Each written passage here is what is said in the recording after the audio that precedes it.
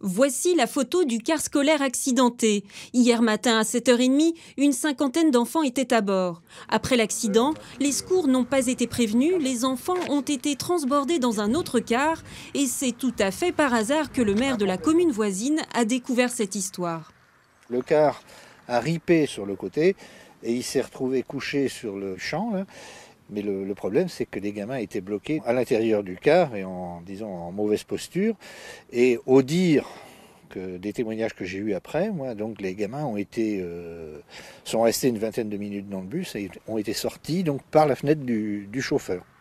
Le chef de l'entreprise de transport s'est chargé lui-même d'extraire les enfants de son autocar et semble avoir tenté de masquer l'accident jusqu'à ce que, bien plus tard, un journaliste local passe par là par hasard. J'ai été interpellé par le transporteur là, qui m'a tout de suite dit pas de photos, absolument rien du tout. Donc j'ai essayé d'engager la conversation en faisant remarquer qu'on était sur la voie publique, quoi. Et puis là, il m'a attrapé par le bras gauche assez violemment. Et puis il m'a tiré ou traîné près de là jusqu'à là-bas en me disant « fous le camp, dégage d'ici ». Les parents des écoliers et collégiens ont finalement été alertés. La façon dont l'accident a été géré suscite beaucoup d'anxiété.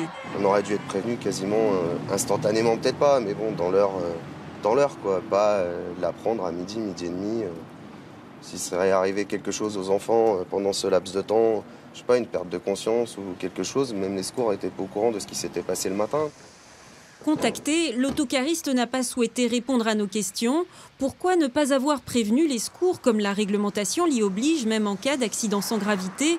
Le transporteur sera auditionné prochainement par les gendarmes.